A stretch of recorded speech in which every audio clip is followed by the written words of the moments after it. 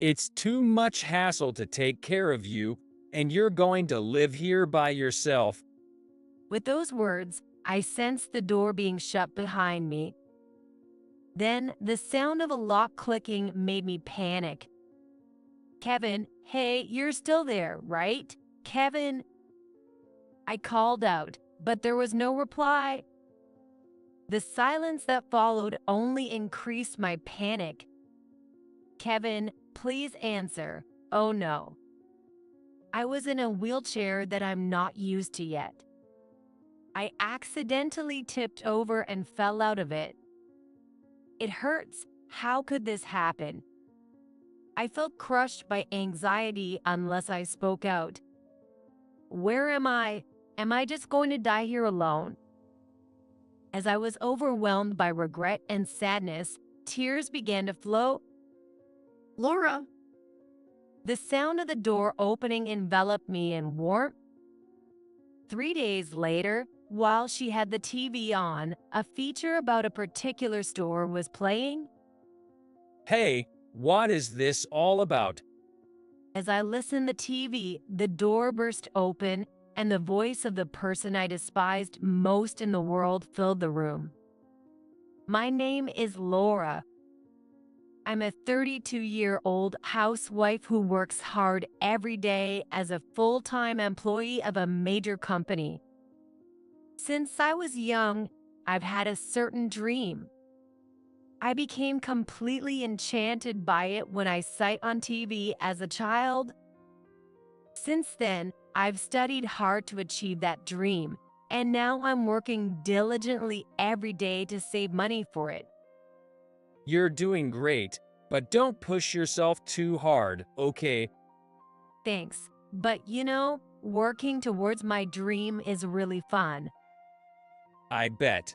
I love seeing you so happy doing what you love. The person who fell in love with my determination was my husband, Kevin. He was a junior at my company, and our relationship started as a new employee and a supervisor of newcomers. Kevin was captivated by my efforts, asked about my dream, and started supporting me. Overwhelmed by his charms, we started dating and after a few years got married. Both of us worked at major companies, so it was feasible to allocate part of my salary to a dream fund without affecting our lifestyle. The dream that I'm pursuing, and I'm not alone in chasing it. Laura, how's it going on your end? Smoothly. How about you, Mary? Of course. I'm just a bit away from reaching our target amount. Mary is my best friend. We met in high school. Hey, don't you think we look alike? Really? Do we? Well, now that you mention it, our vibes might be similar, even if our eye colors aren't. It was such light-hearted conversations that brought us close, and we bonded deeply over sharing the same dream. Since then, we've been encouraging each other and working hard together to someday make our dream come true. Before I knew it, my dream had become our dream. My monthly joy is checking our dream fund account. The more the money accumulates, the more excited I get about us getting closer to our dream. However, when I checked it, I was stunned. About $5,000 have been withdrawn from our dream savings. The only people who know about this account are Kevin and Mary. Among them, only Kevin knows where the banking card is. I went straight home and confronted Kevin, who was lounging on the sofa. Hey, you withdrew my money from my dream savings without asking, didn't you? Yay, I borrowed a bit. Borrowed? You know how hard I've been saving up for this. Gosh, you're so noisy. I'll pay it back soon. He seemed unapologetic, and I was so angry I could hardly think straight. Seriously, an old lady over 30 chasing dreams like a kid? Isn't that ridiculous? What? Lately, Kevin has been mocking my dreams like this.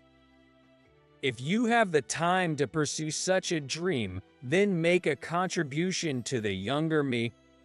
He always brings up age when he criticizes. But Kevin, you supported me, and that doesn't give you the right to just use my money. It's fine. Our money is shared between us as a married couple. There's some money in there that I've been saving up since before I got married. Where did you put my banking card? I managed to get the banking card back from Kevin. I need to hide this banking card somewhere he can't find it next time. Stop nagging. If there's that much, it's okay to use a little, isn't it? His muttering was like a gong going off in my head. I'm paying for all the living expenses and rent. I don't want to hear complaints from someone who doesn't contribute a dime. Wait, There's a big difference in our salaries. I'm older and started working earlier, but I'm still at the top of my performance. On the other hand, Kevin's performance is so poor he's being outdone by juniors. that's because you were my supervisor. When was I your supervisor? Whose fault is it that someone hasn't tried to grow since then? You know, an old lady can't sell her youth, so of course, you have to work hard to make money.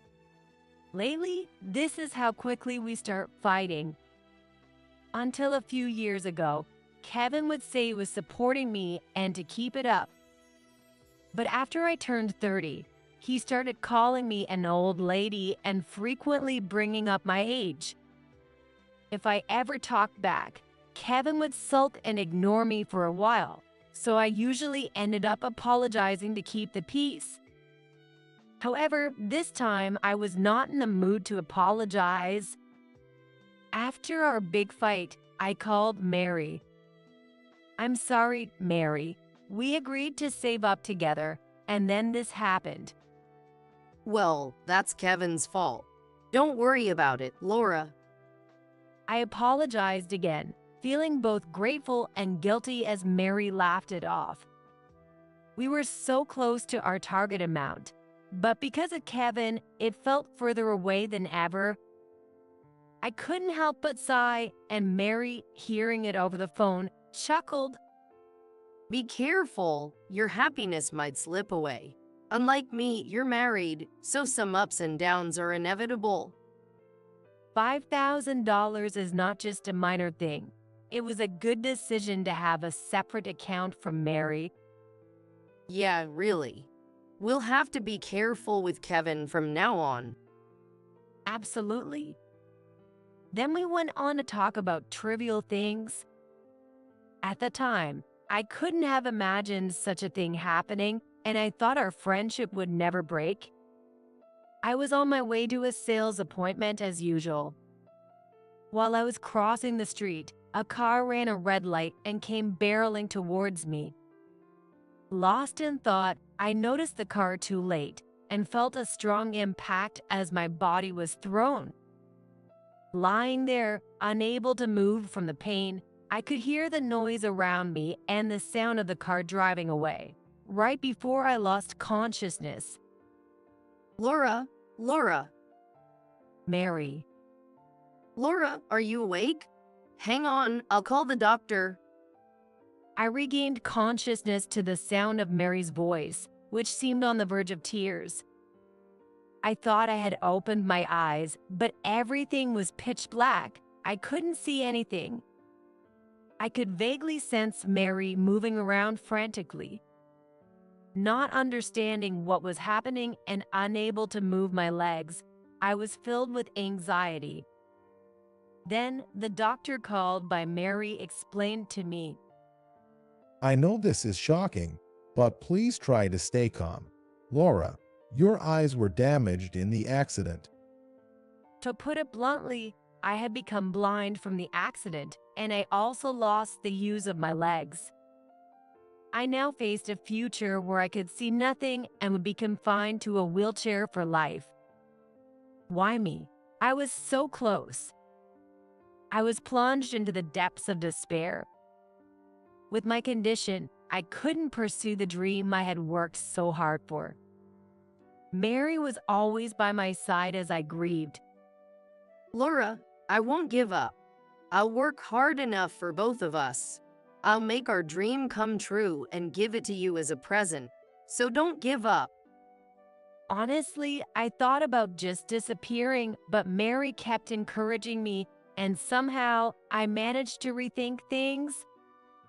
Laura, When Kevin heard I had regained consciousness, he rushed to the hospital to see me. During my hospital stay, he stayed by my side, attentive to my needs as a blind person, and listened to my fears, helping me distract myself a bit. I truly can't thank them enough. But that was only at the beginning. Mary stopped coming to visit me. With my current condition, I couldn't even contact Mary myself. What pushed me further was Kevin's attitude. Initially, Kevin was caring and talked a lot, but gradually he spoke less and visited less often. When he did come to the hospital room, he seemed to be busy on his smartphone. I could only hear the tapping sounds. Hey, Kevin, how's work going lately? it's none of your business. All I got back were curt responses. I was deeply hurt by his attitude, and above all, it was hard that Mary had stopped visiting. In fact, I had entrusted Mary with a banking card for our dream savings account, thinking it was a place Kevin couldn't reach. I don't want to think it, but did she stop coming because she got hold of that banking card? Maybe Kevin isn't really worried about me at all. I became increasingly despondent. Alone in my hospital room, I spent my days crying in solitude. After a while spent living like this in the hospital, I was about to be discharged and return home. It's okay. I'm here for you. Filled with anxiety, I chose to be discharged because Kevin had started being kind again. After getting into the car, I soon felt something was off. The hospital and our home are just a 10-minute drive apart. However, it was clear that we were traveling much longer than that. Kevin, where are we going? There's a place I want to stop by. But I wanted to go straight home, and it's daunting to go out when I can't see. Sensing my discomfort, Kevin spoke gently. The place I want to take you to is designed to be enjoyable even for those without sight. It's a diversion, and it's related to your dream, you know. My dream. The first person that came to mind was Mary. She said she would work hard for both of us, that she would achieve our dream and give it to me as a present. I hate to say this, Laura, but Mary betrayed you. What? Mary did? What do you mean? At Kevin's words, I asked again, my voice trembling. I could tell that my voice was shaking. Actually, after getting your banking card, Mary disappeared. I've been searching for her ever since. I'm sorry I've been so harsh in the hospital. I was frustrated because the search wasn't progressing. According to Kevin, his curt behavior was because he had been searching for Mary without telling me. The reason he was always on his smartphone was that he was gathering eyewitness accounts and contacting everyone he knew. At that moment, I couldn't believe Mary had betrayed me, and my thoughts froze. Normally, I might have noticed the oddities, but I couldn't then. But I finally found her. So, let's go confront her together. All right. And I nodded in agreement. Kevin continued driving the car for a while, heading somewhere. I wonder if it's okay to go this far. As my anxiety grew, the car stopped. We're here.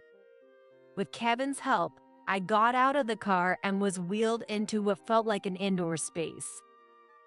Hey, Kevin, where are we? There's no sign of anyone here. Of course not. This is an abandoned house. What? I could feel Kevin's presence and voice fading away. I tried to reach out for him, but couldn't grasp anything. Suddenly, fear overtook me. Kevin, where are you? Behind me, I could hear Kevin laughing. It's too much hassle to take care of you, and you're going to live here by yourself. With those words, I sensed the door being shut behind me. Then, the sound of a lock clicking made me panic. Kevin, hey, you're still there, right? Kevin? I called out, but there was no reply. The silence that followed only increased my panic. Kevin, please answer me. Oh no. I was in a wheelchair that I'm not used to yet. I accidentally tipped over and fell out of it. It hurts. How could this happen? I felt crushed by anxiety unless I spoke out. Where am I? Am I just going to die here alone? As I was overwhelmed by regret and sadness, tears began to flow. Laura, The sound of the door opening enveloped me in warmth. I'm sorry. I'm so sorry, Laura. Mary, is that you, Mary? I could feel the arms around me shaking and my right shoulder slowly getting damp. Is Mary crying as she hugs me? Why is she here? What's happening? It's going to be okay now. Any doubts I had were drowned out by Mary's firm voice. And then I was taken into Mary's care. 3 days later, while she had the TV on, a feature about a particular store was playing. As I listened, the door burst open and the voice of the person I despised most in the world filled the room. Hey, what is this all about? Oh dear, how dare you show your face? Laura, are you okay? Yes, of course. I have some things to say, too. From his voice, it seemed Kevin was quite flustered.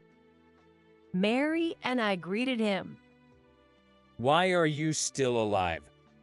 Obviously because I saved her. That day, Mary had gone ahead to the abandoned house and hidden nearby, waiting for us. When Kevin left, she came out and rescued me. Don't joke. You said you betrayed someone, right? I did betray someone, but it wasn't Laura. I betrayed you, Kevin. In fact, right after the accident, Kevin had approached Mary and pressed her for a relationship. Despite his pretense of worrying about me, Mary grew suspicious of Kevin, who was trying to woo her. You were after Laura's dream savings banking card, and incidentally, my savings too. Mary had realized Kevin's scheme. It would have been easy to reject him on the spot, but thinking he might harm me, Mary decided to play along with his plan, pretending to betray me. What's that supposed to mean? Kevin was stunned, apparently not expecting to have been deceived himself. After Mary transferred her own savings to a different account, she gained Kevin's trust by giving him a banking card for an empty account. She cleverly led Kevin on, ensuring he couldn't use any funds from that card, so I am deeply grateful to Mary. While Kevin was off guard, Mary bought the abandoned house he had left me in and had manipulated him by suggesting, If we leave her in that abandoned house, no one will ever find her. That way, we can make it look like she couldn't accept her situation and disappeared. As a result, Kevin left me in the abandoned house without any suspicion, and Mary safely retrieved me. It's good you're simple-minded. Thanks to that, we were able to establish our dream retro cafe. Yes, our dream was to run a retro cafe. Mary renovated the purchased abandoned house, and it just opened yesterday. And until just moments ago, it was being covered by a live TV broadcast. The broadcast on TV earlier was from that event. Kevin must have seen the live broadcast and rushed over. It can't be. I was deceived.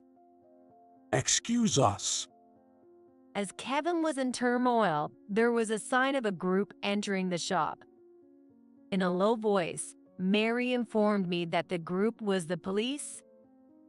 Apparently, Mary had called them ahead of time.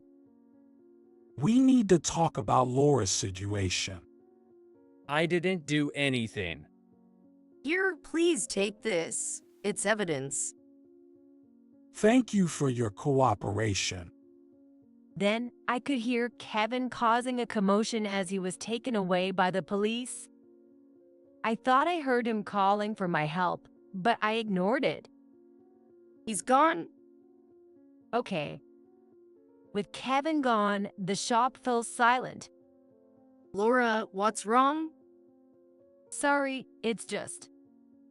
Despite finally opening our dream retro cafe, I couldn't help but burst into tears. I had worked tirelessly to create a space where everyone could relax. Yet, in my current condition, not only was managing the cafe in question, but I might just be a burden to Mary. Thinking that the initial novelty might bring in customers but might not keep them coming, I couldn't stop the tears. There's still hope. Maybe you can still see, you know? In fact, I had undergone eye surgery at the time of the accident. Because of this, I'm currently wearing an eye patch. However, I was told that it's highly likely that I'm blind, and even if not, my vision is significantly impaired. Weakened by my lower body paralysis, doubts about Mary's loyalty, and Kevin's behavior, I was too scared to remove the eye patch. That had led me to believe I was completely blind. I kept my promise and made our dream come true. So let's go to the hospital together. I nodded at her words.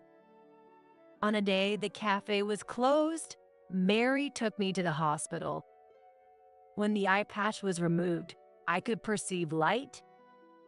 With glasses, we can adjust this. Mary, rejoicing as if it were her own victory. Though I couldn't see her face, her happiness made me think maybe I could keep trying just a little longer. Afterward, I divorced Kevin. Thanks to Mary's thorough investigation into Kevin, we discovered why he had become so tyrannical. Kevin had been having an affair with a younger colleague. Moreover, that affair partner was the very person who had hit me with her car. Both were arrested for their respective crimes and ended up having to pay me a consolation money. My best friend suffered because of him. I will never forgive him.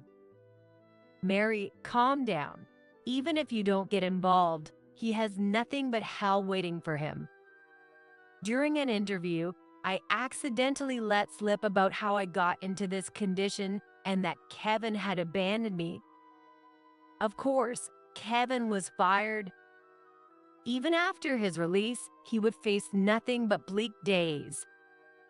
On the other hand, I was doing well. The consolation money allowed me to buy good glasses.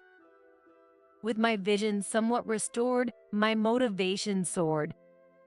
I'm still in a wheelchair, but I can do much more now. All the handicrafts in our store are made by me, and I continue to make more in between office desks. These crafts have been well received by customers and have contributed to the store's profits. Just when the shop was thriving and I had all but forgotten about Kevin, he showed up at the store before opening. Laura, I'm truly sorry. Kevin came apologizing, but we ignored him and went about our usual opening routine. Hey, you. What? Aren't you the guy who abandoned Laura? What do you want now? Aren't you ashamed to show your face around here? Scolded by a customer, Kevin left sheepishly. I smiled at the customer who had chased him away from me. Thank you, David. Not at all. I'm glad I came early.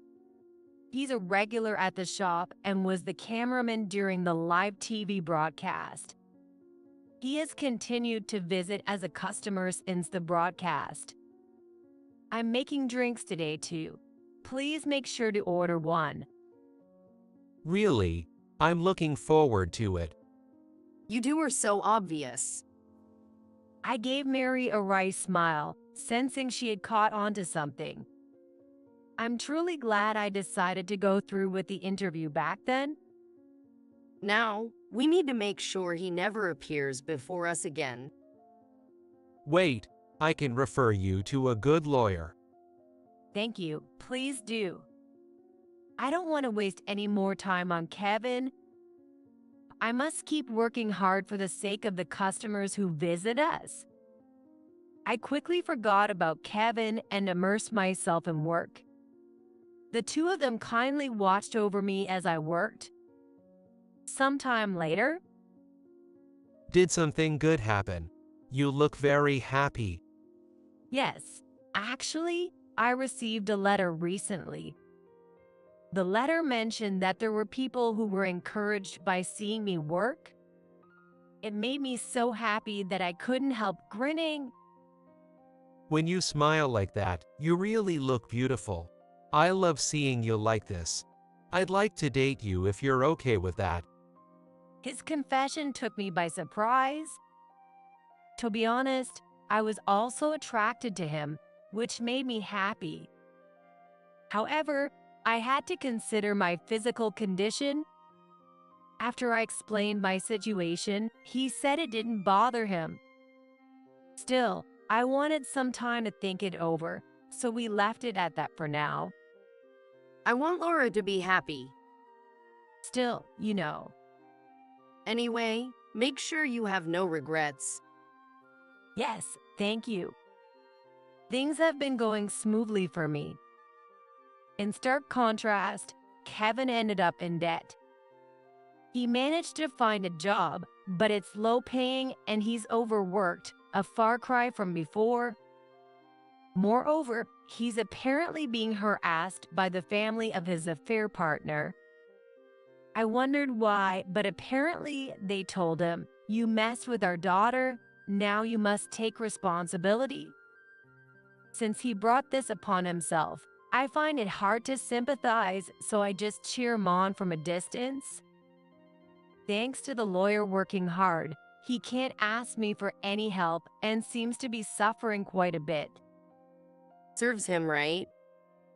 Mary muttered after seeing the results of the investigation. I agreed with her. After that, I remarried David. I chose to reciprocate the feelings of the man who accepted me entirely. Mary, who blessed our union, seems to have found someone good as well.